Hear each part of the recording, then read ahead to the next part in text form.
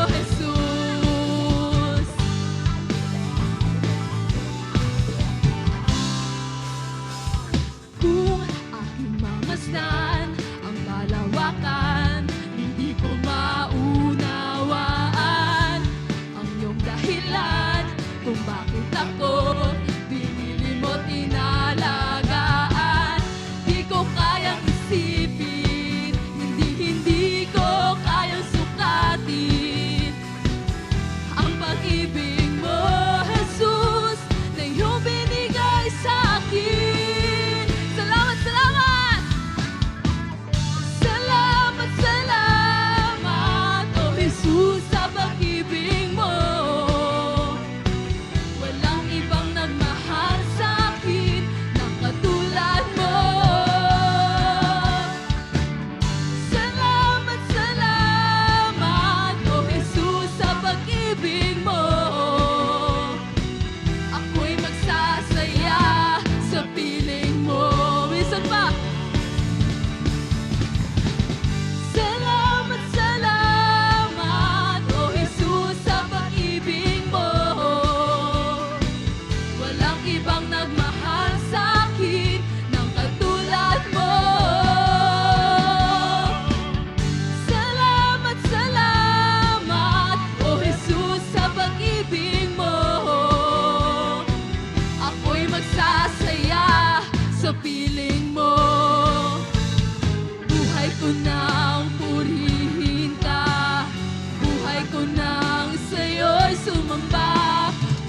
nang ibang nanaisin pa, kundi pasalamatan ka. Buhay ko na! Buhay ko na purihin ka. Buhay ko nang sa'yo'y sumamba. Wala nang ibang nanaisin pa, kundi pasalamatan ka. Buhay ko nang purihin ka. Buhay ko nang sa'yo'y sumamba. Wala nang ibang nanaisin pa, kundi pasalamatan ka. Salamat, salamat, O Jesus, sa pag-ibig mo. Walang ibang nagmahal sa'kin ng katulad mo. Salamat, salamat, O Jesus, sa pag-ibig mo. Ako'y magsasaya sa piling mo. Salamat, salamat, O Jesus, sa pag-ibig mo. Walang ibang nagmahal sa'kin ng katulad mo. Salamat, salamat, O Jesus, sa pag-ibig mo. Ako'y magsasaya sa piling mo. Ako'y magsasaya sa piling mo. Ako'y magsasaya sa piling mo. Hallelujah, hallelujah. Sino dito naranasan niya yung pagmamahal ni Lord sa worship pa lang? Amen? Hallelujah. And talaga naman na marapat na siya ay ating pasalamatan dahil sa pag-ibig niya at isa pa sapagkat siya nga ay tunay na dakila at tapat sa ating lahat. Kaya kung saan ka man naroon ngayon, whether you're online o nandito ka on-site, bakit hindi mo ibibigay yung best worship mo kay Lord? Come on. You open your heart, buksan mo ang puso at ang iyong isip. Hayaan mong kumilos at dumalo yung presensya ng banal na Espiritu sa iyong buong pagkatao sapagkat siya ay narito at nilalapit ang kanyang pangako. Come on, awitan mo siya, papurihan mo siya.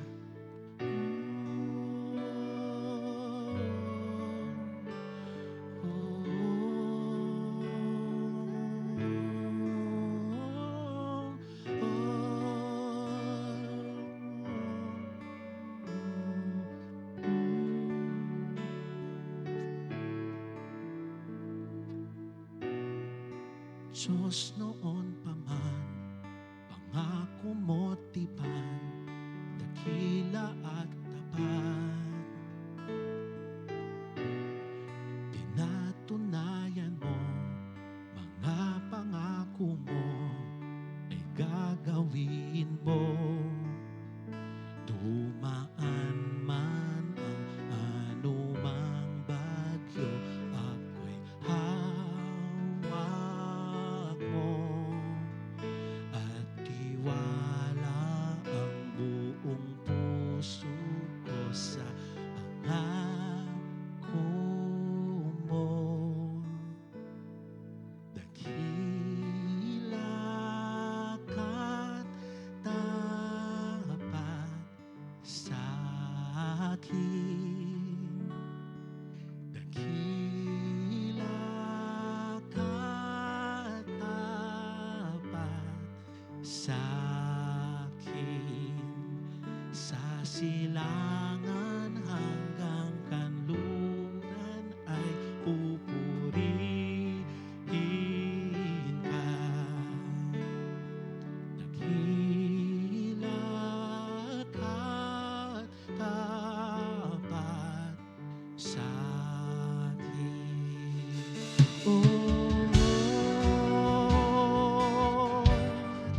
Ika'y dakila,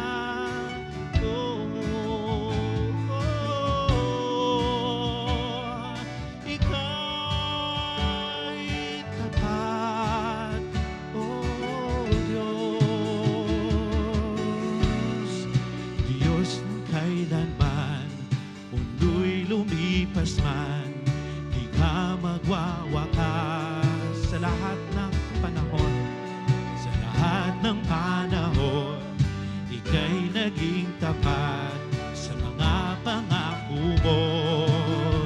Dumaan man ang anumang bagyo, ako'y hawak mo.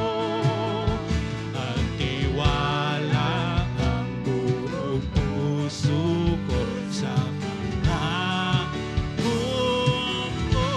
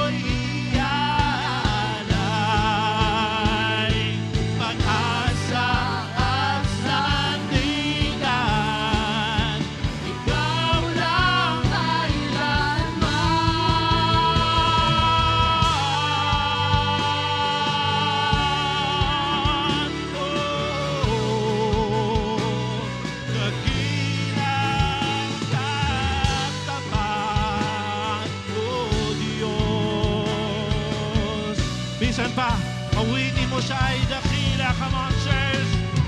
Dakila kataban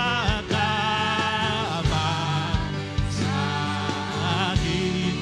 Dakila, dakila kataban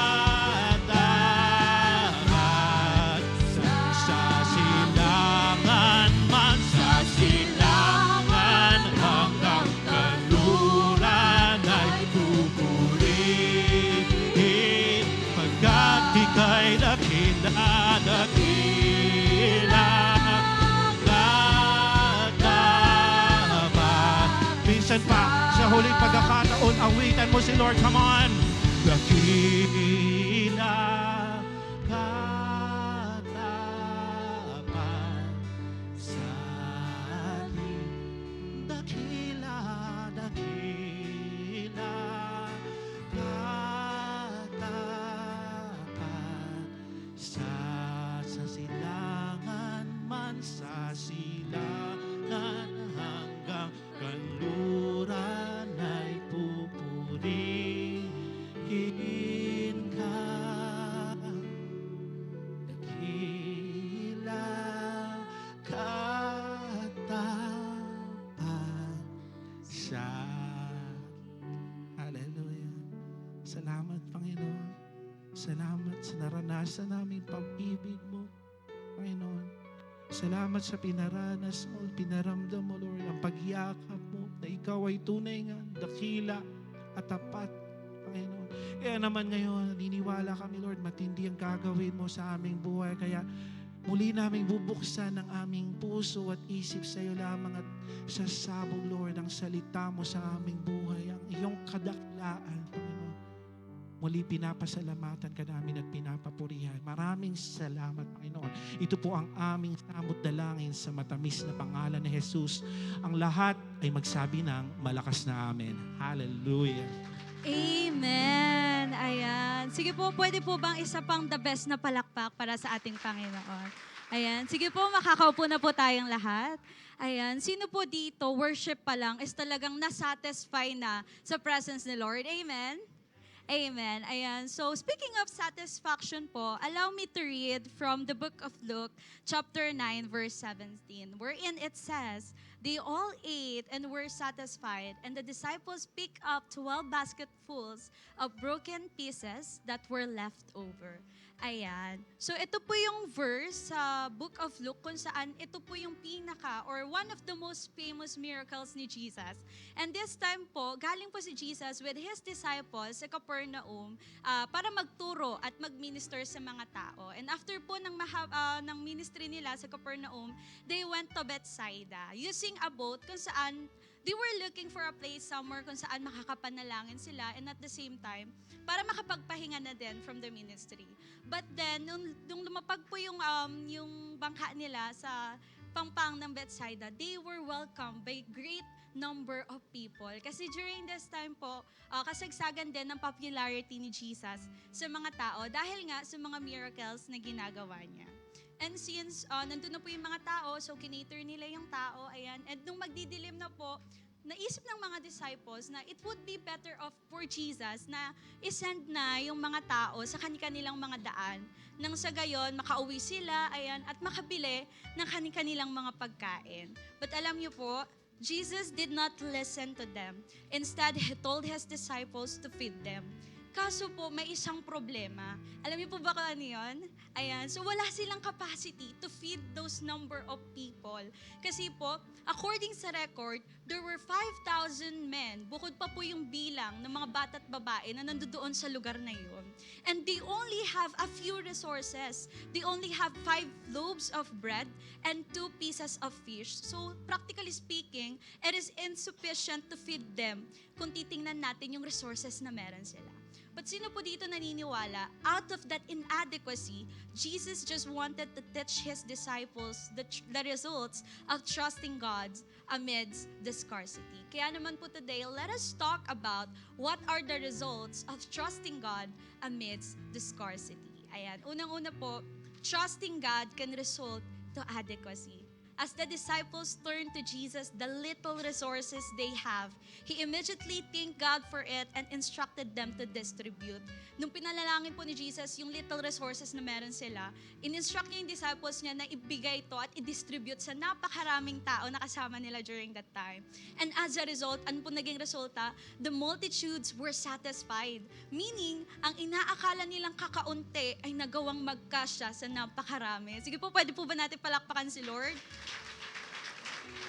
Amen. Ayan. And this miracle po is a proof na kayang gumawa ng Diyos ng milagro sa panahon na nakakaranas ng kakulangan ang bawat Kristiyano. And we know that just like what He did sa mga disciples and mga crowds during that time, He can also make miracles in our lives. Paano po? Simple lamang po, by putting our little things into His hands so He can have a room to move and demonstrate His power and provisions. That is number 1 po. And number 2 and the last, trusting God can result to satisfaction. Pwede po ba natin sabihin satisfaction? Ayan. As they allow God to intervene amidst their needs, hindi nagkulang ang lahat. In short po, hindi kapos or kulang yung natanggap nilang blessing from God. Instead, ito po ay more than enough pa sa pangangailangan nila, which results to their satisfaction. Imagine from 5,000 men, bukod pa yung bilang ng babae at bata, they were all fed and satisfied. See, wala pong tao na sa Diyos na nagtiwala ang naiwang nakatunganga. Amen? And likewise po, that same satisfaction na naranasan ng mga tao during that time is, I believe, pwede ding maranasan natin if only we will let Him do the work out of the scarcity nor the limitations you see right now sa sitwasyon natin. And to apply po, let us entrust to Him our little things. This can be your tithes, offerings, pledges, or anything na maaari nahihirapan tayo ibigay because of our kakulangan na sitwasyon. Pero I believe sa kabila po ng kakulangan na iyong nararanasan, piliin pa rin nating magtapat sa Diyos na patuloy na nagiging mabuti sa iyo. Go and give God what truly belongs to Him. Tandaan po natin, God can multiply whatever you have if you just let it be placed in His hands. Tandaan po natin, hindi po kailangan ni Lord yung lahat natin. God didn't want our all. Ang kailangan po ng Diyos mula sa atin is yung pagtitiwala natin at trust natin sa Kanya. Kaya naman, brothers and sisters, allow me to ask you this question. What is that little thing that you have right now? What kind of scar situation you are in right now?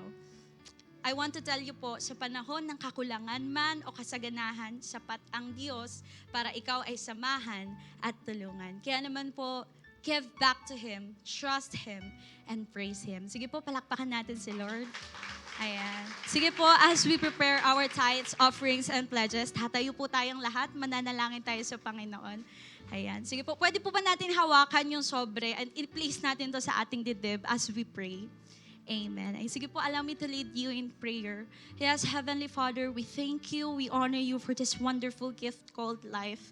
Salamat, Panginoon, sa lahat ng pagkakataon na naging provider ka sa bawat isa. And Lord, naniniwala kami that these are not just stories, but totoo ito, Panginoon, at nararanasan namin ito sa bawat araw, O God. And right now, Lord, kalakip po ng sobrang hawak namin ngayon, yung pagtitiwala namin, kalakip ng little things na ito, Panginoon, yung trust and faith namin sa iyo that you will move mountains in our situations, oh God. Salamat po for this opportunity to give.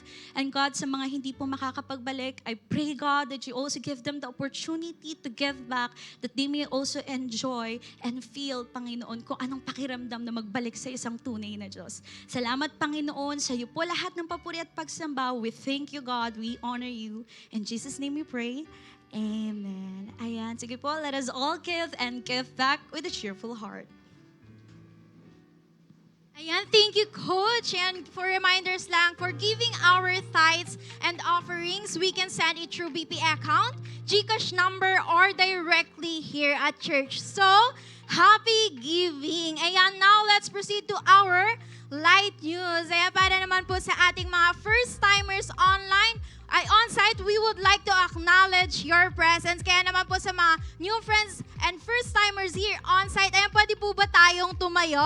Sige po, tayo po tayong mahiya. Sige po, tayo po tayo. Yung mga first-timers po here on site. Ayan, sige, papalakpakan po natin sila. And we are glad that you are all here at welcome na welcome po kayo here at church. Ayan, makakaupo na po kayo. Thank you so much. And para naman sa ating mga first-timers online, kindly type connect sa ating comment section and right after this ay may magme-message na sa inyo. And para naman sa ating special announcement, first we have our SOD class and graduation. So for our SOD Lesson 1, it will be starting on August 18 and para naman po sa ating SOD graduation, it will be on September 22. At kung meron tayong SOD class and graduation, magkakaroon naman tayo ng SOD workshop. So yesterday, our SOD 3 students has been equipped with a new learning experience sa kanilang workshop. Kaya naman SOD 2 graduates, it's your time to shine. Ayan, for your workshop will be on August 19 sa Saturday na po ito from 2 p.m. to 7 p.m. here at church. And last naman, for our announcement, taas lahat ng kamay ng mga youths natin. Sige, taas. Sino mga youths dito? Ayan, be excited because our Light Youth and Campus presents Gospel Gig entitled A Man Called Blank Series. Ayan, sige, palakpakan po natin si Lord. Ayan, be excited po because this will be on September 2, Saturday po ito, 4 p.m. here at church. Ayan, magkakaroon lang po tayo ng registration fee of 20 pesos. Kasama na po rito yung tickets nyo at yung magiging snacks natin, syempre. Ayan, kaya naman invite your friends, your classmates, o kahit sino pa mang youth dahil welcome na welcome sila rito. And para naman sa mga youth outside Olongapo po, ayan, kindly wait for the further announcement po dahil kung magkakaroon ba tayo ng live streaming on that time. And that's all for our Light News. For further informations or questions about the mentioned events, kindly contact your network leader or your mentor. So now, ready na po ba ang lahat? Handa na po ba tayo? Amen. Ayan, kaya naman ilalabas po natin lahat ng cellphones or electronic gadgets natin na sabay-sabay po natin tong itataas. Sige po, labas po natin yung mga cellphones natin. Ayan, tapos taas po natin. Ayan, at sabay-sabay rin po natin itong isa-silent to avoid distraction at para tuloy-tuloy po tayo. As we proceed to the second part of our series entitled One Band, One Sound. Kaya naman, if all are set, let's prepare our hearts because to deliver the Word of God, let us all welcome Pastora Arnie Arcega. Hello po sa ating lahat. Ayan po, pwede po ba tayong tumayo lahat? Sabi siguro ng katabi mo, tayo na ng tayo. Okay. So, ano po uli ang ating bagong series po ngayon? Ano pong title? Yes, One Band and One Sound. So, bago po tayo mag-proceed syempre sa mga pag-uusapan po natin ngayon, meron po muna akong pa-activity dito po sa mga kasama ko ngayon sa church. Okay, parang na-miss ata yun ng katabi mo, ano? But anyways, before we continue po, again, blessed Sunday po sa ating lahat, mapa-on-site man at mapa-online. Sabi mo sa katabi mo, masaya ako nandito ka. Amen. Okay, so kung kanina, pinasilent po yung phone po ninyo, no? Pero syempre ngayon, ilalabas natin yan ngayon. Pero ang gagawin natin ay mamaya, iikot po tayo para mag-take ng groovy. Kasi ang activity po na ito is entitled One Groovy with a Twist. Ayan, wala po munang iikot, papaliwanag ko po yung mechanics. Kapag hindi po kasi natin nagawa ngayon, gagawin uli natin siya hanggang sa ma-perfect po natin ng hanggang anong oras. Okay? Hindi, ganito pong gagawin natin. So, mamaya po, bibilang po ako ng 10 seconds. Tapos sa loob ng 10 seconds na yun, iikot kayo, hanap kayo ng random group of people na makakasama mo for groovy. So for example, di ba, bibilang ako 10 seconds, ganyan-ganyan. After 10 seconds, kung sino yung mga kasama mo, yun na yun. Pag sinabi kong stop, stop na yun. And then, may sasabihin akong sitwasyon at yun yung gagayahin or ganun yung magiging expression ng mukha nyo. For example, take a groovy. For example lang to, wala pang iikot. For example, take a groovy na ang mukha ay natatakot. Ganon. Tapos, after ng sitwasyon na yun, after nyong mag-groovy, ibabilang uli ako ng 10 seconds, iikot kayo, hindi nyo lang, baka mamaya yung crush mo lang yung, yung pipicture-picturean mo, hindi ganon. Kahit sino, kahit hindi mo pakilala or close, iikot kayo, random people uli, and then groovy, may sasabihin akong sitwasyon uli, and then ayun yung gagawin natin. So, may bawal lang dito, bawal ang selfie. At bawal yung dalawa lang kayo. Groovy nga di ba? So at least 3 or more yung makakasama mo sa groovy natin. Okay, so nagets po ba? Amen. Okay, so dahil dyan, start po tayo. Bilang ako, ikot tayo. 10 seconds, ready, go. 10. Wala pa pong mag-groovy 9, 8, 7. Wala pa pong mag-groovy. Hindi ko pa sinasabi kung anong picture. 5, 4, 3, 2, 1. Okay, stop. Stop po. Stop din ang ating sound. Okay, wala pa po. Wala pa. Okay. So now, makinig po maigi. Take a groovy. Take a groovy na ang muka ay grateful. Ready, go. Okay, ikot po ulit. 10. 9. Naku po, yung mga hindi umaalis sa upuan, samahan po ninyo, dikitan nyo na sila. Wala pong solo dito. 7, 6, 5, 4, 3, 2, 1. Okay, stop. Stop po, makinig maigi. Now, take a groovy na ang muka ay may nakasamaan ng loob. Go! Okay, ikot. 10, 9, 8, 7, 6, 5, 4, 3, 2, 1. Okay, stop! Okay, makinig po maigi. Anong groovy ito? Take a groovy. Makinig po maigi. Take a groovy na ang muka ay gulat sa daming bayarin. Okay, ikot pa po. 10, 9, 8, 7, 6, 5, 4. Nako po, yung nakikita nyo yung hindi umaalis sa lugar, samahan nyo. 3, 2, 1. Okay, stop. Makinig po maigi bago magpicture. Take a groovy na ang muka ay gutom at walang tulog. Okay, 10. Ikot pa po. 9, 8, 7, 6, 5, 4, 3, 2, 1. Okay, stop.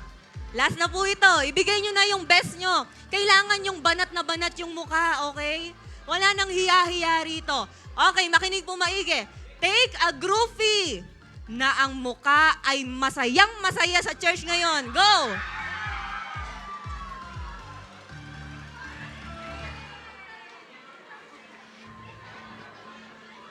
Okay, wow! Ang saya-saya talaga. Sige po, balik po tayo sa ating mga upuan. Let's go back to our respected seats.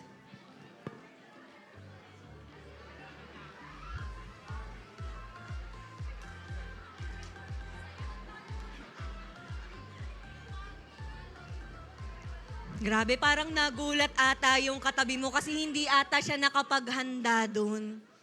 Sabi siguro niya, Pastora, kung alam ko lang na may pag-groovy, di sana nag-ayos-ayos pa ako. Sana nag-dress ako, dapat makulay yung damit ko. Yung mga ganun. Grabe, parang may mga after effects pa. Parang may aftershock pa yung ginawa natin, okay? Ngayon, isipin mo kung kaninong phone yung ginamit sa groovy nyo. Tapos, yung may-ari ng phone na yon, i-upload niya yun ngayon sa Facebook. Okay? Parang di natuwa yung katabi mo. Ano ba yung mukha ko nun, okay? So sa mga nakapag-take po ng groovy, nasa inyo po kung ano pong gagawin nyo dyan. Huwag nyo lang gagawin pang blackmail sa mga nakasama po ninyo doon, no? So pwede nyo pong i-upload, syempre, or pili po kayo ng magagandang shots. At saka, para po maging invitation din natin para sa iba na umattend ng ating Sunday celebration. Okay? So kaya po natin yung ginawa. Related yan, of course, sa series natin na ang title uli ay One Band, One Sound. Okay? Kaya sabihin mo sa katabi mo, excited ka na ba? Amen. Okay, so that is why for our second part ng ating series, buksan po natin ang ating Bible sa Ephesians chapter 4, verse 4. Tatayo po tayong lahat as we give honor po sa verse or sa key verse po natin for today. Ang sabi po diyan sa Ephesians 4, chapter 4, verse 4, there is one body and one spirit, just as you were called in one hope of your calling. Sa S&D or Salita ng Diyos, mayroong isang katawan at isang spirito kung paanong tinawag din kayo sa isang pag-asa ng inyong pagkakatawag. Let's close our eyes and let's pray. God, sa mga oras po na ito, marami man sa amin mga nangyari sa aming mga buhay, sa mga nakalipas na araw, marami mang mga naging ganap sa buhay ng iyong mga anak ngayon, pero ngayon pa lang, we are expressing our gratitude dahil meron kaming Diyos na kagaya mo. Sa dami ng mga pinagdaanan namin, we are very grateful, nakakatayo pa rin kami ngayon. Nakapunta rito, naka-attend online and on-site. That is why, God, salamat sa matinding habag at grasya niyo sa aming mga buhay. Kaya, mayroon man kaming mga iniisip na dapat gawin after this, or mga alalahanin, or ano pa man, sinasantabi namin ng lahat ng ito, O Diyos, kasi ang nais namin, maibigay namin ang 100% na focus po sa inyo. Iba-iba man kami ng status, iba-iba man kami ng mga backgrounds, or ano pa man, may mataas sa amin, mayroong simpleng tao lang, or ano pa man, God. Ngayon pa lang, pinuposisyon namin ang aming mga sarili, na lahat kami ay pantay-pantay sa iyong paningin. Lahat kami, Panginoon, ay mga anak mo, na willing makinig sa aming tatay. That is why, God, ano man yung mga nais nyo na makorek or correct nyo sa amin, mga dapat ayusin, God, have your way. And I pray that every heart na nandirito, Panginoon, ay magsisilbi talaga na receptive, ready to receive your word, and ready na magpaayos, Panginoon. Gamitin nyo lamang po ako bilang inyong tagapagsalita. At kayo po ang maging sentro at makita sa simbahan po na ito. We love you, Lord. We praise your name sa pangalan ni Jesus. Amen. Sige po, makakaupo na po tayong muli. Okay, so yung binasa po natin sa Ephesians chapter 4, verse 4, ay ngayong kumbaga parang ngayong nilatag po ni Paul ang kanyang epistle. Sa kanyang epistle, yung importance ng unity as a church. Ngayon po, kinakailangan talaga ng Ephesian church na maging diligent para ma-preserve ang unity. Kaya kung maalala po ninyo, sinabi po nung nakaraan na kailangan make every effort. Sabihin nga po natin, make every effort. Kailangan talaga nating pag-effortan, kailangan ma-preserve ang unity. Kahit pagano kahirap maging united, kailangan ginagawa natin yung best natin para dyan. That is why, after po ng Ephesians 4:1-3, ang mga sumunod na verses, nilatag ni Apostle Paul yung tinatawag po ng mga Bible scholars na 7 elements na nagfo-form ng biblical basis pagdating sa unity. So ang tanong, bakit po ba natin kailangan ng biblical basis pagdating sa unity? Kasi po, kung ang nais ng church ma-preserve or maisapamuhay ang pagiging united, hindi po ito madadala sa kung ano-ano lang napakulo ni Apostle Paul. Imagine niyo na lang po, para tayo yung Ephesian church, tapos ang nakalagay sa letter niya, group yourselves into ganto. Diba? Mag-take tayo ng groovy para lang makitang united tayo, ganyan. Hindi po makukuha yan sa anumang mga pakulo ng mga tao. Hindi po, or ano pa mga pakulo ng iba pa mga church leaders in their time. So, hindi po siya mape-preserve, or hindi mape-preserve yung unity kung ang magiging basihan lang po natin ay yung knowledge or yung impartation ng tao. Okay? Kundi kinakailangan ng matibay-tibay na pundasyon pagdating dito. So, ito po yung tatayuan at saka panghahawakan po natin bilang isang simbahan na hindi basta-basta matitibag. Excited pa po ba tayo? Amen. So, I believe po na ito po yung mga doctrinal truths na hindi lang pinanghawakan ng Ephesian Church, pero panghahawakan din ng katabi mo bilang parte ng simbahan na ito. Pwede po bang pumalakpak ang lahat ng mga excited? Hallelujah. Thank you, Lord. So ngayon, pag-usapan po natin, ano-ano yung mga mahalagang katotohanan na kailangan nating panghawakan para manatiling united. So the fundamental truths that we should hold on to for us to be united. Tatlong bagay po ito.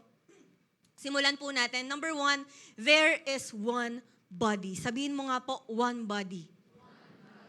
So now, with relation po sa mga Hudyo at saka sa mga Gentile, nakausap po ni Apostle Paul dito, ini-emphasize niya na sila po ay same body. Sila ay, ang lahat ay reconciled na sa one body of Christ. So this is the body na si Jesus Christ po ang bawat head, gaya ng sinasabi sa 1 Corinthians 12:27. Ang sabi doon, kayo nga ang katawan ni Kristo at ang bawat isa ay bahagi nito. Yun din po ang sinasabi sa Ephesians 1:22 na ang sabi, ang lahat ng mga bagay ay ipinailalim niya sa kanyang mga paa at pinagkaloob sa kanya na maging ulo ng lahat-lahat ng mga bagay para sa iglesia. So now, linawin ko lang po, baka po kasi ang iniisip natin, ay, dahil tayo ang Light Church, tayo lang yung one body. Hindi po ganun, no? Hindi po tinutukoy dito ni Apostle Paul yung visible church, kundi yung spiritual body of Christ na composed ng lahat ng mga genuine, lahat ng mga totoong believers, mula pa po nung araw or Day of Pentecost sa Acts 2 hanggang sa bago po bumalik muli ang Panginoong Jesus. Yun po yung sakop ng one body of Christ. So, ibig sabihin, marami man po mga iba't ibang mga local churches, local Christian churches sa panahon natin ngayon, ay ito pa rin po ay composed ng as one spiritual body of Christ. Nagigets po ba natin? Amen. So, there is only one body of true believers na wala pong, with no class, wala pong racial, cultural, national, or language differences, na kung tutuusin, magkakaiba man po tayo ng education, magkakaiba man po tayo ng training, lahat tayo magkakaiba ng kinanggalingan, still, iisang body of Christ pa rin. Amen? Marami-rami man po tayo, magkakaiba man, at magkakaiba man ng lugar, magkakaiba man ng panahon, still, iisang body of Christ pa rin. Romans 12:5, ganun din tayo, na bagamat marami, ay isang katawan kay Kristo. Ang bawat isa ay bahagi ng ibang bahagi. So now, para mas magets po natin, makinig po maigi. Check po, pwede po bang i-check natin yung katawan natin ngayon? Ayan. Sarili na lang po muna yung tignan natin. Alam niyo po ba itong body natin, itong physical body po natin, ito ay isang organic unit. Ibig pong sabihin, yung check natin yung katawan po, mga katawan sa paligid po natin. Yan, lingunin po natin yung mga katabi natin. Ayan, di ba meron po ba rito, may napansin po ba kayo, nung umikot kayo kanina, may napansin ba kayo puro kamay siya? Puro mga paa. Sabi naman, puro mga paa. O kaya puro mga mata. Wala naman eh. Di ba? Lahat po tayo may iisang body, pero may iba't ibang parte, yung katawan po natin. Amen? At ang bawat parte ay importante para sa healthy function ng buong katawan. Tama po ba? Kaya po lumalabas, the body with its many members, were in different position, functions, and honor is yet one. Sabi mo sa katabi mo, one. So tanong, meron po ba sa atin dito, sa mga panahong nagko-contemplate ka, wala kang magawa, ganyan. Naisip mo ba na putulin yung isang parte ng katawan mo? Para magsolo na yun sa buhay niya. Ganon. May naisip ka bang putuling parte ng katawan mo dahil naiinis ka, ganon? Yun na lang ginawa mo. Wala naman, di ba? Kasi alam natin, na kapag pinutol natin yung isang parte ng katawan natin, wala na rin, mawawalan na rin siya ng buhay mismo kasi nakakonect siya sa body. Amen? So it has to work together as one body. So para mag-gets natin, basahin po natin itong 1 Corinthians 12. Check po natin to. 1 Corinthians 12 verses 15 to 25. Sabi, ang paa ba ay hindi bahagi ng katawan kapag sinabi niya, dahil hindi ako kamay, hindi ako kasama sa katawan. Ang tampo na. Ang tenga ba ay hindi bahagi ng katawan kapag sinabi niya, ang tenga ba ay hindi bahagi ng katawan kapag sinabi niya, dahil hindi ako mata, hindi ako kasama sa katawan. 17, kung ang buong katawan ay mata, paano ito makakarinig? Kung ang buong katawan ay pandinig, paano ito makakaamoy? Ngunit ngayon, inilagay ng Diyos sa katawan ang bawat isang bahagi ayon sa kalooban niya. 19, kapag ang lahat ng bahagi ay iisa lang, nasaan ang katawan? 20, ngunit ngayon, marami ang bahagi, ngunit iisa ang katawan. 21, ang mata ay hindi makakapagsabi sa kamay, hindi kita kailangan. O, di ba? Maging ang ulo ay hindi makapagsabi sa paa, hindi kita kailangan. Subalit ang mga bahagi pa nga ng katawan na inaakalang may hina ay siyang kinakailangan. Binibigyan natin ng malaking karangalan ng mga bahagi ng katawan at inaakala nating hindi gaanong marangal. Ang mga hindi magagandang bahagi ay higit nating pinapagandang. Ngunit, ang magagandang bahagi ay hindi na kinakailangan pagandahin. Subalit, maayos na pinagsasama-sama ng Diyos ang katawan.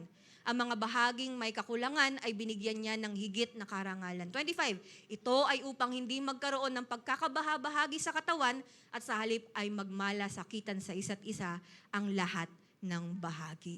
Okay, so nagigets po ba natin na wala nawang nagiging conflict sa physical na katawan po natin? So yun po yung point ni Paul. Na kung papaano po sa physical, ganun, nawa po sa atin din bilang isang simbahan. Bilang isang body of Christ. So hopefully po mayroon man tayong pinagkaiba-iba or may mga iba tayong mga pinagmulan, iba't ibang background, iba't ibang skills, iba't ibang mga gifts, ministries, pero magkagayon man, we are one body of Christ. Amen po ba? Sabi mo sa katabi mo, one body.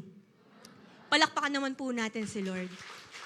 So yun po yung point number 1 natin. Pangalawa po, na fundamental truth that we should hold on to for us to be united. Pangalawa, in unity, there is one spirit. Sabihin po natin, one spirit. So yung word po na spirit po dito, alam niyo po ba, mula siya sa Greek na pneuma. And Paul is pertaining to the Holy Spirit. So Paul mentioned ito pong Holy Spirit bilang primary element pagdating sa Christian unity. Bakit? Tanungin niyo po kung bakit. Kasi po, sa totoo lang, the strength of the church never comes from its numbers. Nagigets po ba? Pero mula po, ang strength ng simbahan, nagmumula lamang yan mula sa Holy Spirit, who is the great, eternal, invisible person of the Triune God.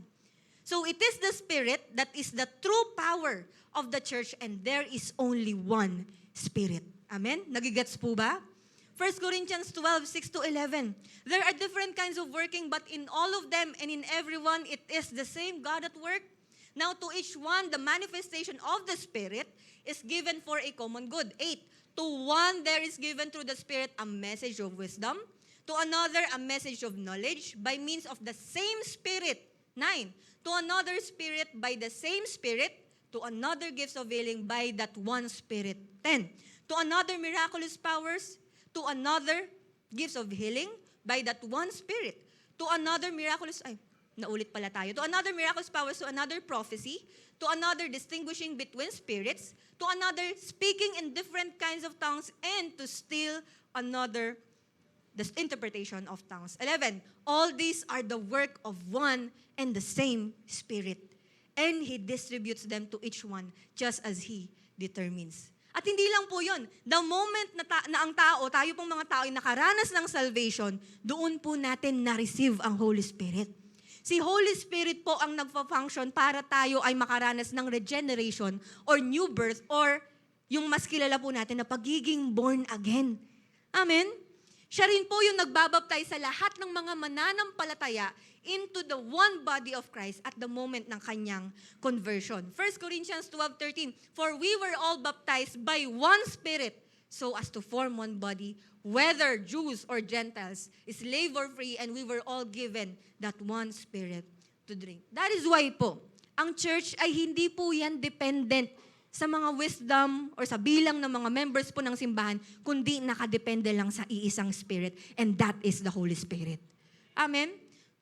So, sabi doon, there is one body, there is one Spirit, which is ito mismo yung buhay ng body na nagdidwell sa bawat miyembro ng simbahan. Romans 8:9, you are, however, are not in the realm of the flesh, but are in the realm of the Spirit.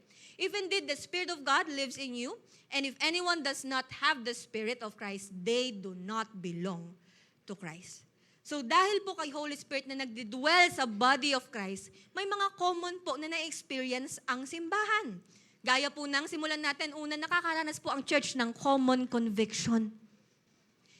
Si Holy Spirit po yung nagko-convict sa kasalanan ng tao. Siya po yung nag-e-enlighten, amen? Siya po yung nagko-comfort, siya yung nagtuturo sa atin, at nagiging access to God through Christ. Amen? Kaya dumarating sa time, di ba, aminado tayo, nagiging repentant tayo, may mga inaayos sa atin. Trabaho yun ni Holy Spirit. Amen? Ano pa yung nararanasan po ng church? Common confidence. Ano bang confidence ito? Ito po yung ini-enable po niya yung one body na magkaroon ito lalo ng pananampalataya kay Christ.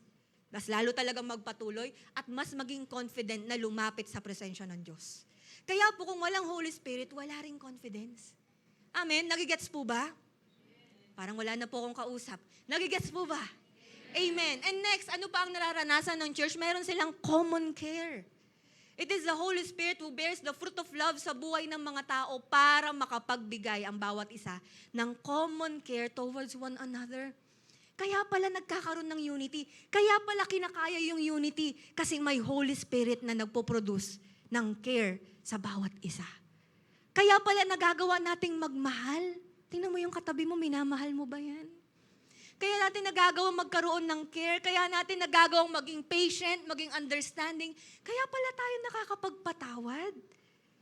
Amen? Kaya pala nagagawa nating sumama or makisama, nagagawa nating tumulong, nagagawa natin mag-extend ng blessing sa iba, nagagawa natin, alam niyo po yun, iba-iba tayo ng ugali, iba-iba tayo ng mga gusto or ayaw, pero nagagawa nating maging united dahil yun kay Holy Spirit.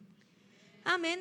Kaya po, mahirap kapag hindi tayo nakakonect kay Holy Spirit kasi lahat ng gagawin mo, yan sa katabi mo, lahat pakitang tao lang. Kunyari, love ka niyan, pero sa totoo lang, ayaw na ayaw ka niya. Nasaktuhan pang kayo pa yung magkatabi ngayon. Okay? Pero hindi yung katabi mo yun ngayon. Okay? Diba? Kaya nagagawa nating i-practice ang common care. That is why po, hindi pwedeng one body nga kuno. Pero wala namang one, or hindi naman wala namang one spirit. Magulo po yun. Hindi pwedeng ang maging mindset ng church na kaya po sila nagiging influencing sa mundo, kaya sila dumarami, kaya sila nagiging matibay, dahil sa kanila ng mga husay. Dahil sa dami ng member, or dahil sa sarili po nila. For as long na sama-sama sila. Hindi po ganon. Kasi kung hindi lang din nag-i-stand or nag-i-exist in one spirit, magulo pa rin yun. Amen? Kaya mahalaga na ang one body, mayroon ding one spirit na tanging way para ang church makaranas ng common conviction, confidence, at saka care. And the good news is this, makinig pong maigi, church. Kagandahan po dito, itong one spirit na to, the Holy Spirit, He is the same everywhere, no matter where the church exists, in every place, and in every age. So lumalabas po na ang Holy Spirit who work saan? Sa Old Testament, nababasa natin yan sa New Testament, is the same Holy Spirit who is also working with us and working through us right now. Amen? Palakpakan naman po natin si Lord. Kaya sabihin mo sa katabi mo, one Spirit. Now, lastly po, na fundamental truths that we should hold on to for us to be united. Lastly, in unity is, there is one hope. Sabihin po natin, one hope. Alam niyo po, sa New Living Translation, it says, one glorious hope for the future. Alam niyo po ba na ang word na hope po dito in Greek ay elpis. Sabihin mo nga po, elpis. Parang yung mga katatayan, kananayan, kilala nila yan. Di ba, mahusay yan kumanta si Elvis Presley. Okay, di ba sa Elvis Presley? So yung mga kabataan, bahala na kayo dyan. So pag sinabing Elvis, alam niyo po ba yung hope na ito? It is a desire for some future good with the expectation of obtaining it. In other words, ito ay confident and sure expectancy. Ito po yung klase ng hope na certain. Ito yung certain kasi po si Lord mismo yung nagsabi, si Lord yung nangako, at God never fails to keep His promises. Malayo po itong hope na to, itong ibig sabihin ng or original meaning ng hope na to sa kadalasang term na ginagamit po natin sa panahon ngayon. Di ba, familiar tayo sa word na hope. Pero minsan, nagagamit natin yan kapag, alam mo, may sinasabi sa'yo maganda yung tao, tapos ang magiging response mo, I hope so. Wow, may English ka. Sana nga, wish ko rin yan. Yung mga ganon. Yun po yung klase ng hope na hindi pa rin sigurado. Gusto mo lang na mangyari, pero hindi posible pa rin na hindi mangyari. Tama po ba? Yun yung klase ng I hope so na sinasabi nating mga tao. Pero iba po ang tinutukoy ni Paul dito sa verse na to. Ito yung hope na sigurado at totoong mangyayari. Sabi mo sa katabi mo, sigurado. So ano pong glorious hope ito? Ano po yung sigurado na to? Or siguradong hope na to? This is the second coming of Jesus Christ.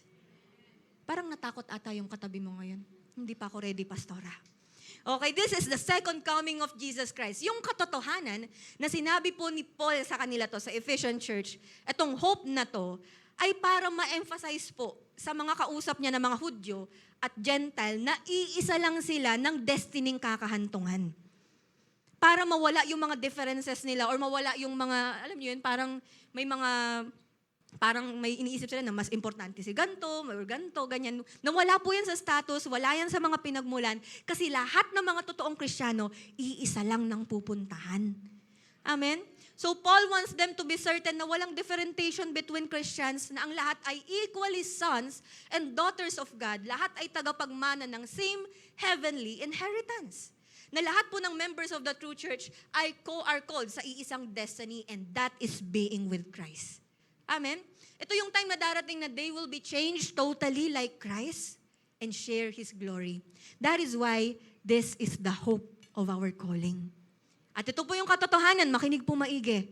Our hope is not a plan, not a program, not even a promise, but ultimately a person, and that is the Lord Jesus Christ.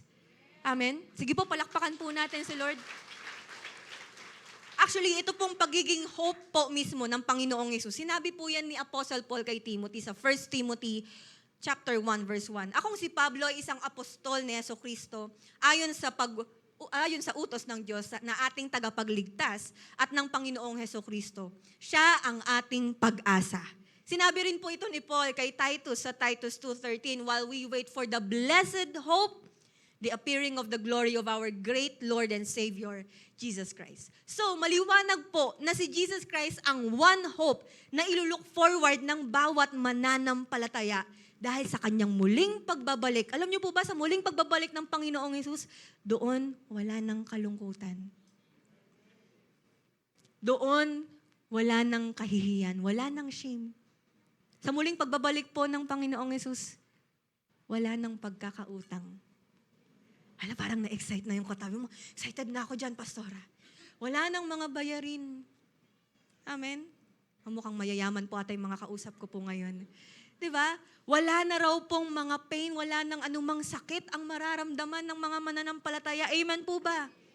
So ito po ay absolute certainty na sa kanyang muling pagbabalik, He will take us home and we will spend eternity with Him in complete perfection. John 14:3, and if I go, sabi ni Jesus, and prepare a place for you, I will come back. Babalik daw siya and take you to be with me, that you also may be where I am. Sabi ng Panginoong Hesus, babalik ako, tapos dadalhin kita sa kung nasaan ako.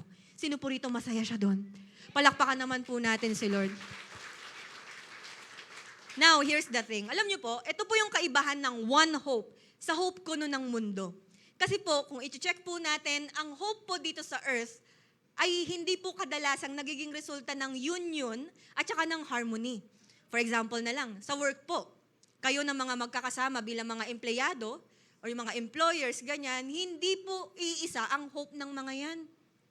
May mga ilan dyan gustong ma-promote pero gusto rin pabagsakin yung mga kasama. Di ba? May mga iba dyan, kanya-kanyang kanya-kanyang mga pasip-sip na lang, yung mga ganun. Basta lang mataasan yung sahod, ganyan. So iba-iba ng mga hope. Ganun din sa school, yung iba talaga, matindi yung competition para lang talagang makakuha ng high honors or talagang maging highest sa kanila. Magkakaiba ng mga hope na dumarating sa time, gawin mo na yon, okay lang kahit magkasiraan na, okay lang na may selosan na, okay lang na may, pagalingan na lang na nagiging resulta ng pagiging selfish at wala ng unity. Sabi mo sa katabi mo, walang unity. Actually, wag na po tayong lalayo sa loob lang ng pamilya, wala rin pong iisang hope. May mga iba dyan, kapag nagkaroon na ng pagtatalo, iba na yung nagiging hope. Nagkakaroon ng away yung mag-asawa, nagkakaroon na ng away yung mga kamag-anak, tapos ang sasabihin, I hope hindi masarap ang ulam nyo. Diba? O kaya, di ba kapag nanghihiram sana yung kapatid mo sa'yo, tapos hindi siya nakapagpahiram or hindi siya nakakuha sa'yo, sasabihin niya, I hope magkapigsa ka sa kilikili. I hope tumanda kang dalaga. Yung mga ganyan. I hope babaon kayo sa utang. I hope makarma kayo. Yung mga ganyan, di ba yan yung mga nagiging hope natin na wala talagang nagiging dulot na unity kasi walang iisang hope. Pero alam niyo po, iba ang united na simbahan kasi iisa lang ang hope nila. Amen?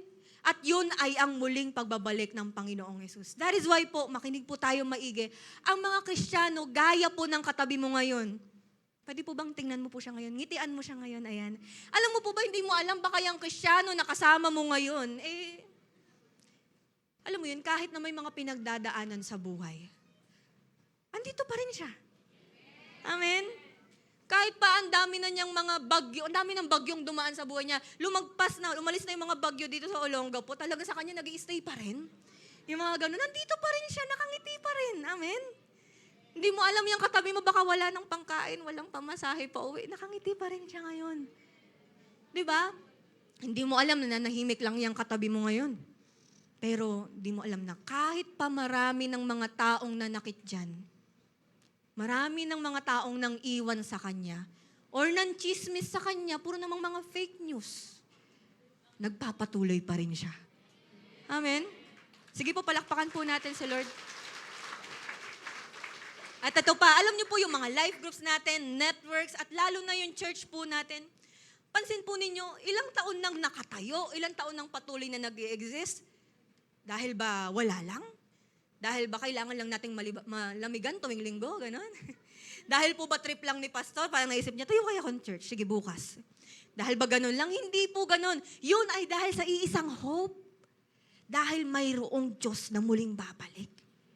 At yun ay ang Panginoong Yesus. Kaya sabi mo sa katabi mo, one hope.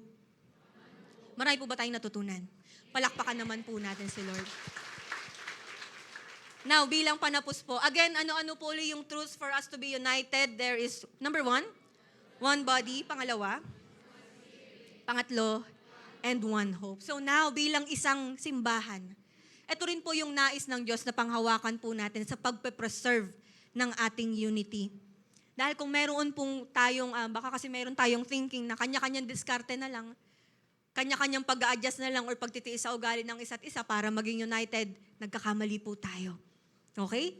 Kaya kung paano may inayos po ang Diyos sa Ephesian Church, ganun din po tayo bilang isang simbahan. Kaya ang gagawin po natin, number one, let's work together.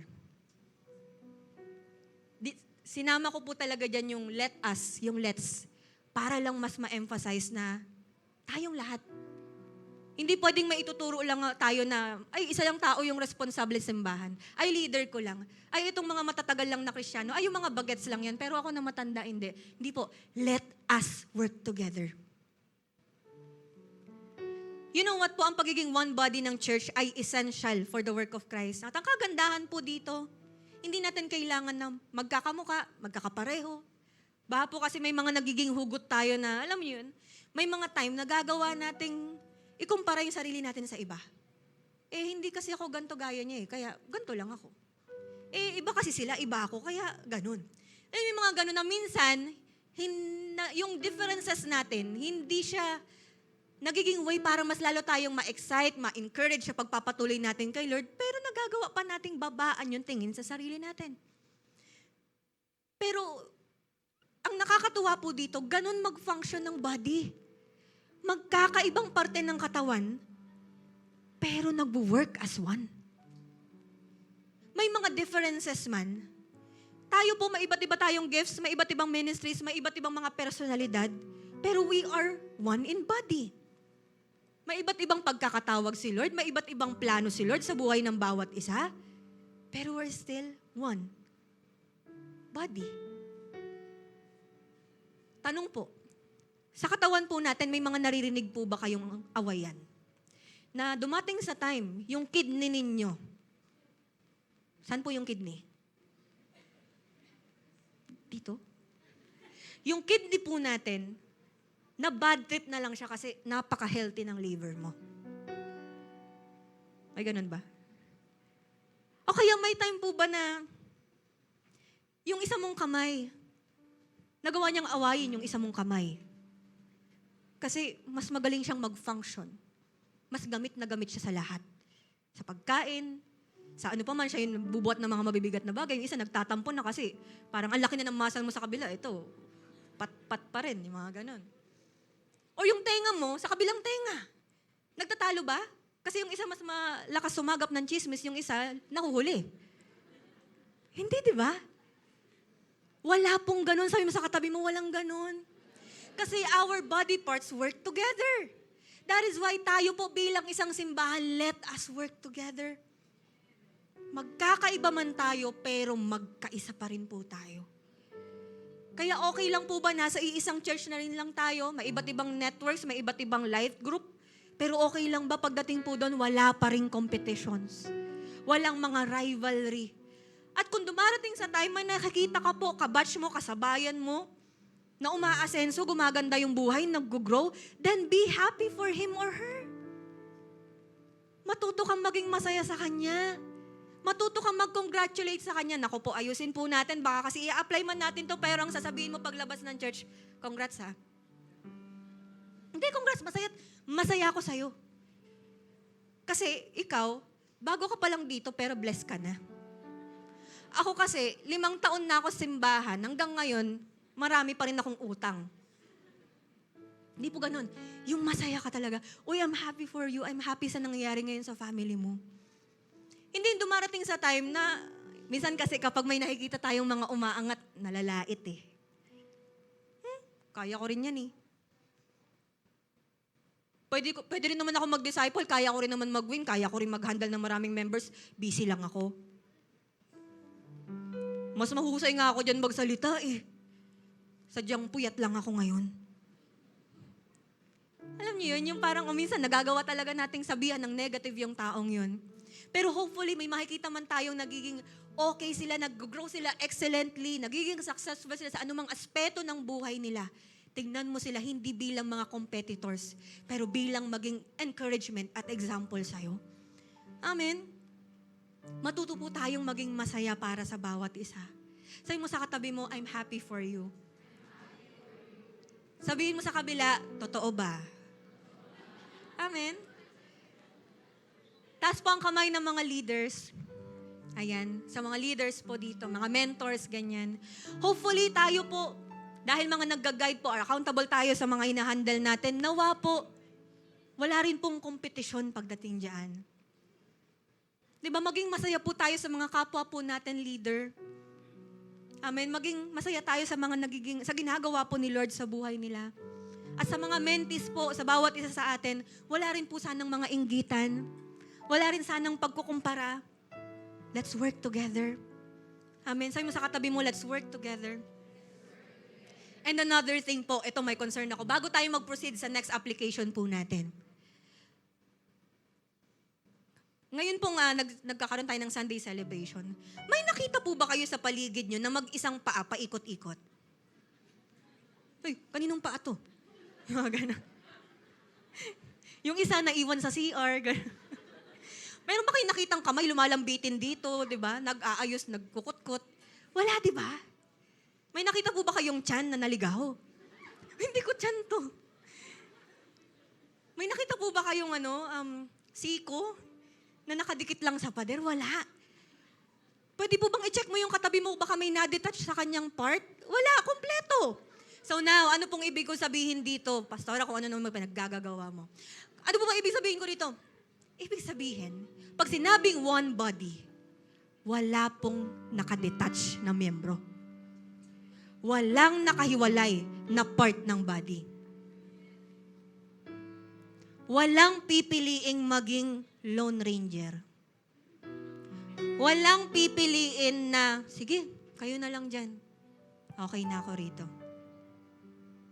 Sige, okay, masaya akong mag-isa. Sure ka ba? Okay na rito, kayo na nang nagla-live group. Okay na ako rito na mag-isa ako rito, tinutuloy ko lang yung buhay ko. Okay na hindi ako minimentoran. Okay na hindi ako nagpapatuloy. Okay na kung uma-attend dito. Okay na yun. Mas gusto kong mag-isa. Hindi po yon ang kalooban ng Lord sa one body. Kundi, pag sinabing one body, ang bawat isa pipiliin niya na sumama, makibilong. At ibilong yung sarili niya sa isang pamilya. Amen? wala pong humihiwalay na part ng body. Wala pong parte ng katawan ng church ang nagsosolo. Kaya sabihin mo sa katabi mo, huwag kang magsolo. Amen? Sabihin mo sa kabila, sama-sama tayo. Palakpakan naman po natin si Lord. Pangalawa po, nagagawin po natin, let us walk by the Spirit. Alam niyo po, bilang isang simbahan, tandaan po natin, hindi na po tayo gaya ng dati nating buhay. Hindi na po tayo gaya ng dati na namumuhay sa kamunduhan, namumuhay sa kasalanan, kundi tayo ngayon ay na-born again na at yun ay dahil sa regeneration ng Holy Spirit sa atin. So, walk by the Spirit. Galatians 5:16, so I say, walk by the Spirit and you will not gratify the desires of the flesh. Bilang isang body, hindi na yung sarili po nating flesh yung sinusunod natin, kundi kung ano na yung nais ng Panginoon through the Holy Spirit. 1 Corinthians 6:19, do you not know that your bodies are temples of the Holy Spirit, who is in you, whom you have received from God? You are not your own. Sabi mo sa katabi mo, you are not your own. Hindi na po tayo nabubuhay para sa sarili natin. Hindi na po tayo namumuhay para sa sarili nating kalokohan or ano paman. Ang katawan na yan ay para i-glorify ang Panginoon. So when we say walk by the Spirit, hindi ka na dedepende sa sarili mong galing, lakas o husay, hindi ka rin nakabase sa sarili mong diskarte. Hindi yan yung pundasyon po natin kahit sa unity natin. Of course, magiging helpful, magiging beneficial po lahat ng mga gifts, skills, o lahat ng meron po tayo, pero hindi yan ang susi. Kailangan one Spirit. Kailangan ng Holy Spirit. Kasi si Holy Spirit, siya po yung magtuturo sa atin ng lahat ng bagay. Siya yung maglilid sa atin sa katotohanan and He can use us effectively. Maging willing ka lang dito. Kaya church, kung meron po sa atin dito may mga struggles pagdating sa kasalanan, sa anumang mga tukso sa buhay, lapit at magpasako po tayo kay Holy Spirit because He can restore us. Kung meron sa atin dito nahiya ka na lumapit kay Lord, naku po, si Holy Spirit ang may kakayahan na magbigay sa iyo ng confidence na bumalik sa presensya ng Lord. Kung meron sa atin dito, mabilis kang maubusan ng love, mabilis kang maubusan ng pasensya, ng pag-intindi sa tao, ng ano pa man. Mabilis kang maubusan, mabilis kang talagang malobat, ganon. Walk by the Spirit. Kasi kaya kanyang suplayan ng mga ito. Umaapaw pa. Huwag po nating gawing option yung lumayo sa simbahang ito at sukuan ng sarili mo. Si Holy Spirit ang magiging paraan. Manatili ka lang sa body of Christ na to, kapatid. And as a church, makinig po maigi, please po, wag nating i-etsepwera ang power ni Holy Spirit. Baka po sa sobrang passionate natin sa mga networks natin, sa light groups natin, sa ministry or saan pa man, ang pundasyon na lang natin, kayo-kayo na lang. Basta marami kami, basta malalakas kami, ganun talaga yun. Ang lakas, nasa tao na lang, ganun. Pero si Holy Spirit, hindi na siya bida. That is why do not underestimate the power of the Holy Spirit. Kasi kung wala siya, hindi po maglalast ang unity sa simbahan na ito. That's why walk by the Spirit. Amen? And lastly po, let's wait on our hope. Malalaman po natin na genuine ang mga Kristiyano pag sila ay united sa katotohanan na to, that Jesus is coming back in power and in glory. Tanungin niyo po kung bakit. Kasi po, kung hindi tayo iisa ng hope, para saan ang simbahan? Para saan ang discipleship? Para saan ang fellowship? Para saan ang ministry? Para lang ba gumala? Para lang ba may kasama kang kumain?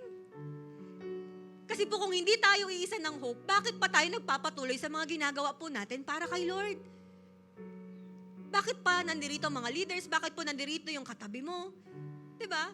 Kasi kung magkakaiba po tayo ng hinihintay na hope, magulo po ito. Gulo po ito, simbahan, kapatid. Darating sa time, hindi tayo magtatagal dito. Kasi magigising na lang tayo sa katotohanan na nagtataka ka na rin kung bakit hanggang ngayon nasa light church ka pa rin. Amen? That is why, mga kapatid, let's wait on our hope. Matutong maghintay sa muling pagbabalik ng Panginoong Hesus. Tanungin niyo po ako ulit kung bakit. Kasi, the more we truly know the hope of His calling, the more na alam mo itong hope na to, the more we will be motivated to walk in a manner worthy of the calling. The more na alam mo na may hinihintay ka, the more na alam mo yung hope na to, yung muling pagbabalik ng Panginoong Hesus, mas lalo kang mamomotivate sa ginagawa mo para sa Panginoon. Mas lalo kang magpapatuloy sa kung saan ka tinatawag ng Panginoon. Amen? Kasi kapag alam mong may inaabangan ka, alam mo na may nilook forward ka, hindi ka basta-basta aalis. Hindi ka basta-basta susuko. Amen? For example na lang, meron kang imimit, tapos nakachat mo siya, kausap mo siya, ang sabi niya, hintayin mo ako, papunta na ako dyan. Ang magiging reaction mo ba? Uwi na ako. Hindi, di ba? Ang gagawin po natin, maghihintay tayo kasi may nagsabi sa'yo, papunta na ako, hintayin mo ko. Ganon din po sa atin bilang mga Kristiyano. Sinabi ng Panginoong Hesus, babalik ako. Kaya maghihintay yung katabi mo. Amen?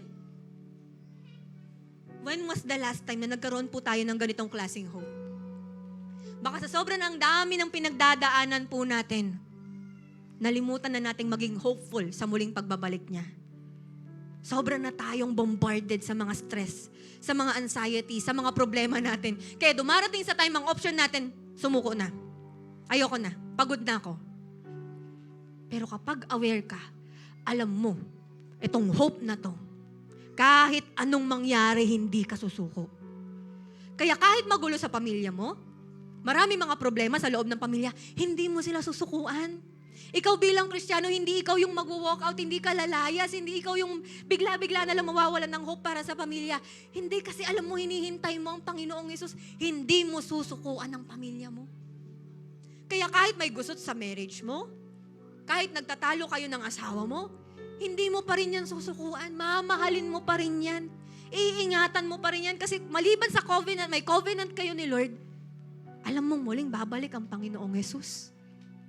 Kaya kahit hirap ka sa pag-aaral mo, kahit pahirap ka sa work mo, kahit pahirap ka sa buhay mo, kahit pa minsan napapagod ka, hindi ka pa rin susuko.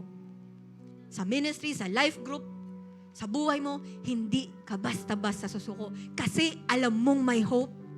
Alam mong muling babalik ang Panginoong Hesus. Kapag alam mo, kaya ang gagawin mo, lahat ng mga ginagawa mo ngayon, lahat ng mga pinaglalaban mo ngayon, lahat ng mga pinapanalangin mo ngayon, niluluhod mo kay Lord, your time, your efforts, mga tanim mo, mga investment mo para sa kingdom ni Lord, lahat ng mga pagpapasensyang ginagawa, pagtitiis na ginagawa mo sa buhay mo ngayon, alam mong lahat yon worth it.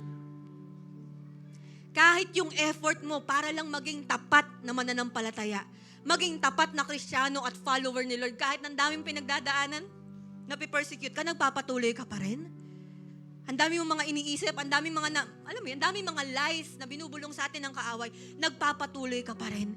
Kasi alam mong lahat ng mga ginagawa mo, worth it. Kasi alam mong may muling babalik. Ito na lang, baka kasi dumating sa time, baka na-experience nyo po ito, ginagawa nyo naman talaga lahat ng best nyo. Ginagawa nyo naman yun sa family nyo, ginagawa mo naman yung sa school, ginagawa mo yung sa work, ginagawa mo sa business, ginagawa mo yung lahat, masunod lang si Lord, pero wala kang nakikitang bunga. Ay, ganun po ba? Ilang taon na, mula simula hanggang ngayon, ganun pa rin, paulit-ulit mong na-encounter yung ganung problema, paulit-ulit mo siyang nagiging struggle, paulit-ulit kang nahihirapan, ganyan-ganyan, wala pa rin bunga, ni katiting wala. Na-experience niyo po ba yun? Alam niyo po, kapag tayo ay may one hope, may resulta man o wala, magtutuloy ka pa rin. Pag meron tayong one hope, may bunga man o wala, may makita ka mang na visible na nangyayari o wala, magtutuloy ka pa rin. Bakit? Wala yun dun sa bunga, wala yun dun sa resulta. Thank you, Lord, kung meron. Pero kasi may muling babalik. At sa pagbabalik ng Panginoong Hesus, ang nais natin, madatnan kanyang tapat. Madatnan kanyang nagpapatuloy. Kaya kahit pa humarap ka kay Lord ng puro sugat, puro iyak, dahil sa mga na-experience mo sa buhay, okay lang yun. Basta madatnan ka lang niyang tapat. Umiiyak ka dahil masaya ka na nagkita kayo ng Panginoong Hesus. Kasi by just looking back, buti na lang nagtiis ako. Buti na lang nagpakatapat ako. Kasi may muling babalik na hope. And that is Jesus Christ. Amen. Palakpakan po natin si Lord. Alam niyo po, marami man mga pwedeng maging dahilan para maging hopeless tayo. Piliin mo pa rin ang nag-iisang hope na si Jesus Christ. Huwag na po tayo maglatag na maraming mga reasons para lang maging hopeless po tayo. Marami talaga. Tanggalin mo na lahat yan. Ang itira mo, yung isang hope mo. Okay na yun. Panalo na yun. Makakapag-move forward na tayo doon. Pwede mapag-iwanan ka ng mundo, tawanan ka nila kasi wala naman nangyayari, kutsain ka nila sa mga efforts mo. Okay lang yun. Dahil sa dulo ng lahat ng ito, may elpis, may hope na mangyayari. Kaya doon mo ibuhos yung anticipation mo. Doon ka sigurado. Soon, may Panginoong Hesus, makikita natin face to face. He will wipe away your tears. At ang sasabihin niya, well done, my good and faithful servant. That is why po, bilang simbahan, sama-sama tayo pagdating sa goal po natin na to. Let's work together, walk by the Spirit, and let's wait on our hope. Amen po ba? Ibig sabihin, sama-sama tayo, walang maiiwang mag-isa, walang lalayo, walang hihiwalay. Sama-sama, dahil walang dapat maiwan. Kaya ang title po natin ngayon, All as One, walang iwanan. Tayo po tayong lahat. Let's close our eyes. Habang nakapikit ka ngayon, kapatid, my question is this. Kumusta yung kondisyon ng puso mo ngayon? Dumating na ba sa time na ikaw mismo, just check on yourself. Baka ikaw kasi mismo, dumarating sa time na gagawa mo ng ihiwalay or i-detach ang sarili mo. Hindi ko alam kung saan. Mas pinipili mong magsolo, mas pinipili mong maging mag-isa dahil may iniisip ka na, kaya ko to. Okay na akong ganito. Mukha mang masaya ka para sa iba pero kinakaya mo na lang lahat. Pero kapatid, gusto kong sabihin sa'yo, real talk lang, hindi yan yung will sa'yo ni Lord. Hindi will ni Lord na magsolo ka. Hindi will ni Lord na hindi ka nagre-reach out sa simbahan na to. Hindi will ni Lord na mas nagiging selfish ka, thinking that you can do everything on your own. Ang kalooban ng Lord, maging parte ka ng body of Christ. Or kung dumarating sa time, nagiging ma-pride na tayo. Bakit? Kasi akala natin dahil lang sa effort natin kaya nangyayari lahat ng mga bagay. Kaya tayo nagiging successful sa business, kaya tayo nagiging successful sa discipleship, sa family, or what kasi akala natin sariling pawis, sariling dugo, sariling talino, sariling kakayahan. No. Kaya tayo nagiging united. Kaya tayo nakakapagpatuloy dahil sa kapangyarihan ng banal na Espiritu. When was the last time na i-acknowledge mo yung husay, yung galing at pagiging powerful ng Holy Spirit in your life? At kung dumarating sa time, ikaw mismo, nalimutan mo na mayroon pa palang hope sa buhay mo. That is why, I tell you mga kapatid, sa mga oras na to, simulan mo na lumapit muli sa Panginoong Hesus. Come on, just begin to humble yourself before Jesus. Lapit ka ngayon sa Panginoong Hesus, kapatid. Alam mo, kung meron sa atin dito, hesitant ka pa rin na lumapit sa Kanya. Hindi ko na alam kung saan ka makakaranas ng restoration mo sa buhay. Because without Jesus, nothing makes sense. Hindi ko alam kung mas pipiliin mo pa rin na maging hesitant at magmatigas ngayon. Bakit? Kasi kung mapapansin mo, lahat ay nagsimula sa Panginoong Hesus. Tapos matatapos uli sa muli niyang pagbabalik. That is why ngayon pa lang simulan mo nang lumapit at magpakumbaba sa harapan ng Panginoon ngayon. Come on. You can just do your own thing. You can cry out before Him. Just be broken before Him. Humble yourself before Him. Hallelujah. Make your own personal prayer. Come meet with Jesus. Come meet Him. Lapit ka sa Panginoon. Lapit tayo sa Kanya as one body. Hallelujah. Come on. Lapit. Get closer. Lapit sa Kanya. maging totoo ka ngayon sa harap ng Panginoon. Come on.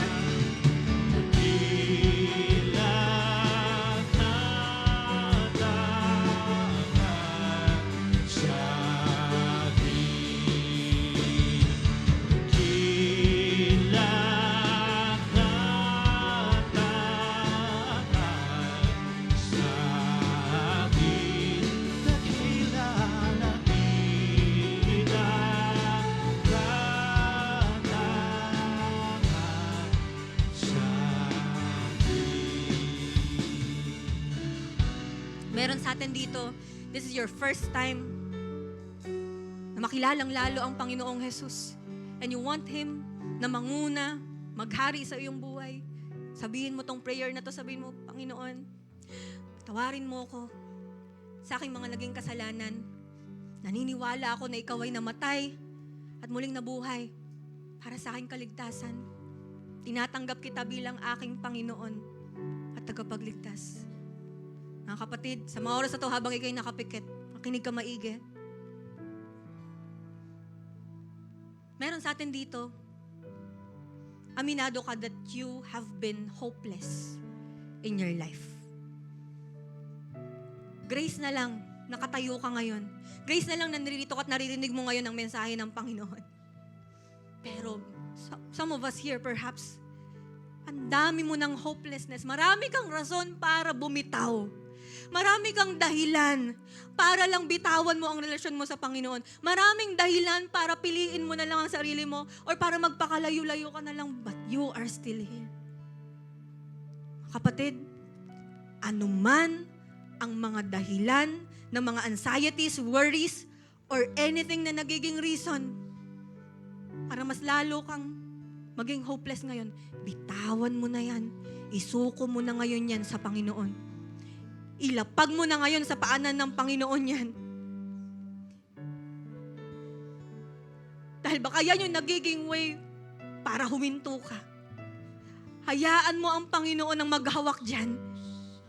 Hayaan mo ang Panginoon na gawin ang kalooban niya pagdating dyan. Surrender yourself before Him. And at the same time, ikaw mismo, magkaroon ka ng matinding commitment. Nabibitawan mo lahat ng mga rason mo na yan, lahat ng mga dahilan mo na yan. Alam mo kung anong hahawakan mo? Ang hahawakan mo yung nag-iisang hope. At that hope is the second coming of Jesus Christ in your life. Ang hope na yan ang hahawakan mo na anuman ang pagdaanan mo, anuman ang struggles mo, anuman ang kaharian, ang mga kaya may encounter mong paghihirap in life, hawak mo pa rin ang hope na yan. Hindi ka susuko, hindi ka bibitaw, kasi alam mo na may muling babalik na Panginoong Jesus. At alam mo, ang nais mo, madatnan kanyang tapat, madatnan kanyang nagmamahal sa kanya, madatnan kanya na ginagawa ang lahat, mag-glorify lang siya. If that is your prayer right now, taas mo ngayon ang iyong mga kamay and begin to worship Him like never before. Come on, raise up your hands. Yes, Lord. Sa'yo namin iaalay ang buhay na to.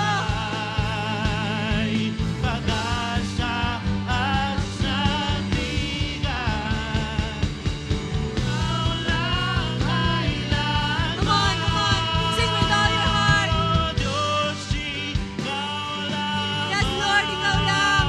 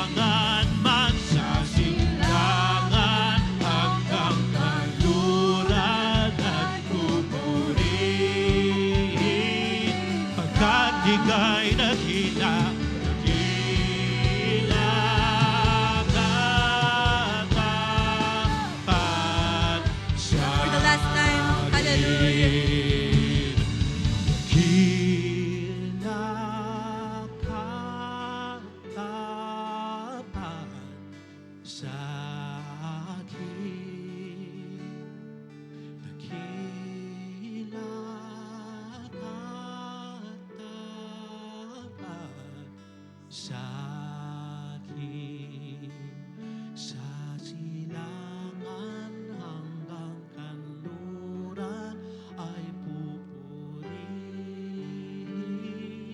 ka. Dakila ka't tapat sa akin. Hallelujah, Lord. Maraming salamat po sa kapatawaran po ninyo na pinagkaloob sa amin. We thank you, God, for restoring us. We thank you, God, for reviving us.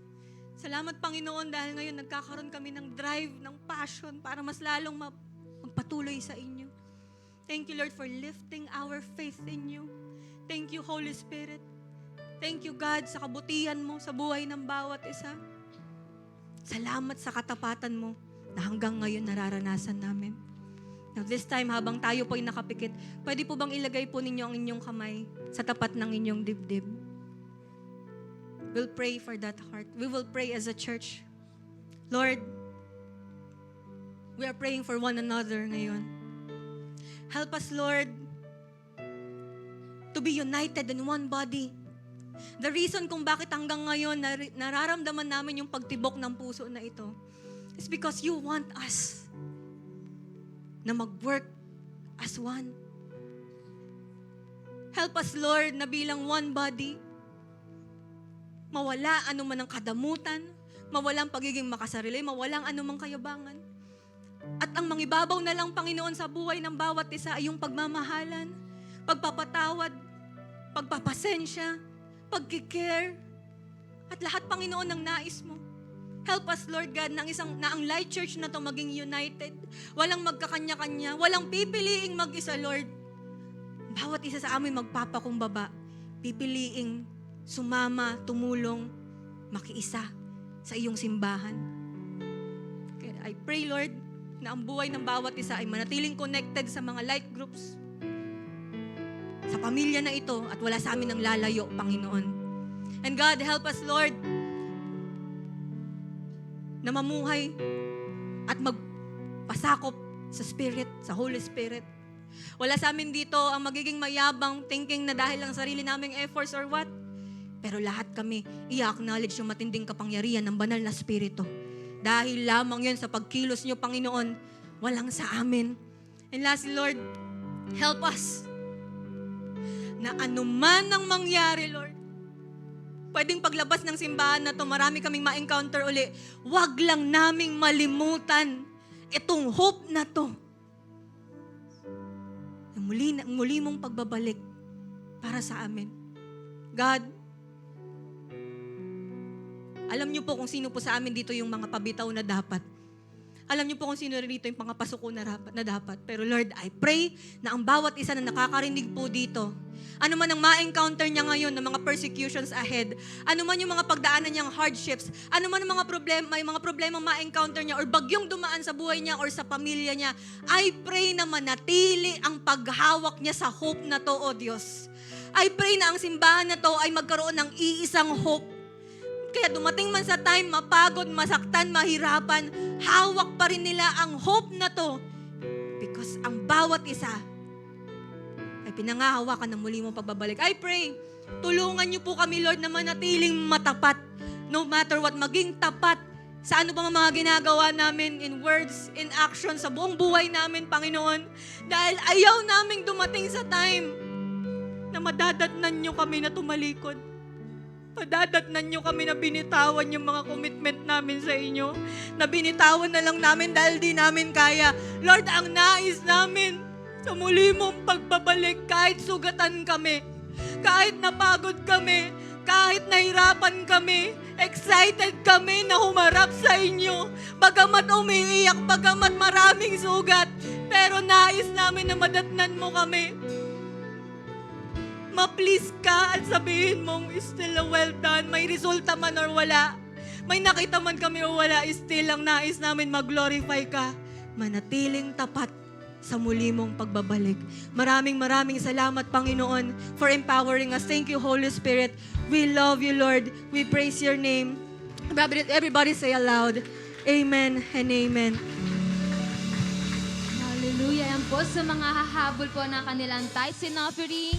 May basket po tayo sa harapan. Come on, church. Salamat, Panginoon, sa inyong salita.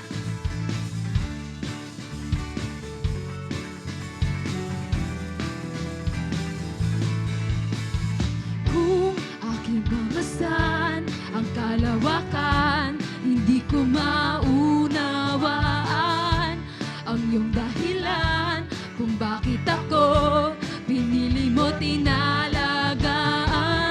Di ko kayang isipin, hindi ko kayang sukatin ang pag-ibig mo, Jesus, na iyong binigay sa akin. Salamat, salamat, oh Jesus, sa pag-ibig mo. Walang ibang nagmahal sa akin ng katulad mo. Salamat, salamat, oh Jesus, sa pag-ibig mo. Ako'y magsasaya sa piling mo. Minsan pa. Salamat, salamat, oh Jesus, sa pag-ibig mo. Walang ibang nagmahal sa akin ng katulad mo. Salamat, salamat, oh Jesus, sa pag-ibig mo. Ako'y magsasaya sa piling mo. Ako'y magsasaya sa piling mo. Ako'y magsasaya sa piling mo. Amen. Best clap offering po kay Lord. Pwede po ba yung malakas na palakpak ng mga tao na talagang mas motivated na magpatuloy kay Lord? Amen. Are we all blessed sa ginawa po ng Panginoon? Amen. So that is why po, nako po, puno po tayo ngayon, pero wag po tayong papayag na by next Sunday, tayo pa rin po ang magkakasama.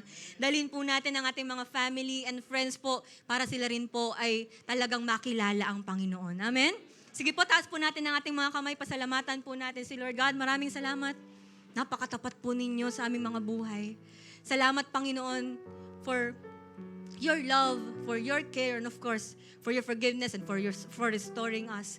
Salamat sa iyong salita, Lord, na nag-correct sa amin, nag-ayos.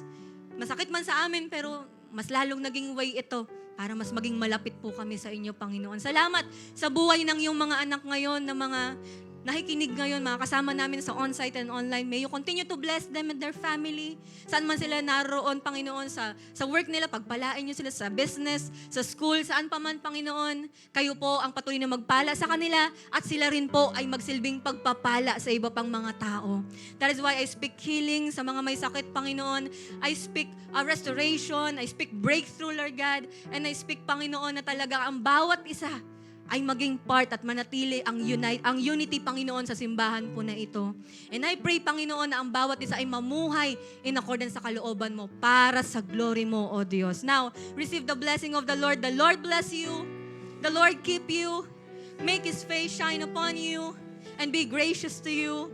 The Lord turn His face toward you and give you peace in the name of the Father, of the Son, and of the Holy Spirit. And everybody say aloud, Amen and Amen. God bless us po. Happy Sunday po sa ating lahat.